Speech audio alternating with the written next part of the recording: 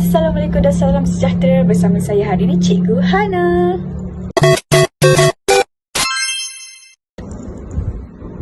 Okey, jadi pada hari ini cikgu akan berkongsikan dengan penonton semua berkaitan salah satu Google Sites yang telah cikgu hasilkan, iaitu di mana Google Sites ini mengandungi 3 bahan bantu belajar secara digital, di mana cikgu telah menggunakan laman web ataupun aplikasi WordWall, GamiLab dan BlueCat. Okey, ketiga-tiga bahan-bahan bantu belajar secara digital ni adalah berfokuskan kepada salah satu aspek tata bahasa, iaitu kata sendi nama.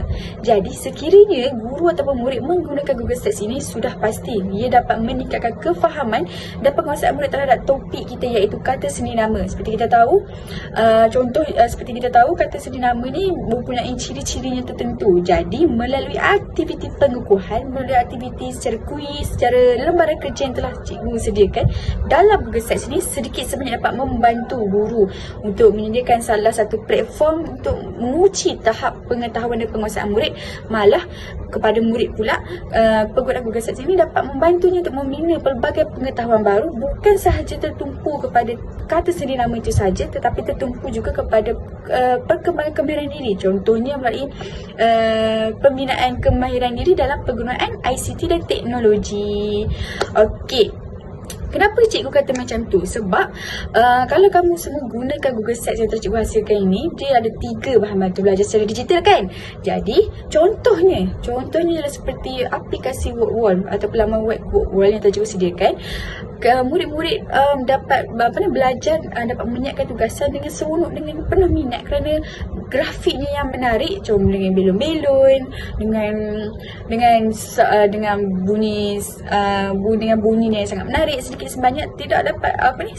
sebanyak dapat mewujudkan satu pembelajaran kepada murid itu secara harmonis, secara menarik, secara seronok. Murid seronok untuk siapkan tugasan kita. Okey, contohnya bukan itu saja. Walaupun bukan itu sahaja, dalam Google Sites ni juga terdapatnya aplikasi BlueCat, di mana dalam aplikasi BlueCat ni cikgu telah sediakan 7 mod permainan yang murid boleh pilih. Murid bebas untuk memilih nak main macam mana. Contohnya, murid ingin belajar untuk memasak, murid ingin belajar untuk membuka kafe. Jadi murid boleh memilih mod permainan untuk membuka kafe, di mana murid perlu menyiapkan soalan untuk mendapatkan token. Kemudian token itu akan dijadikan untuk ditebus untuk membeli barang untuk kita siapkan kafe kita. Menarik sangat.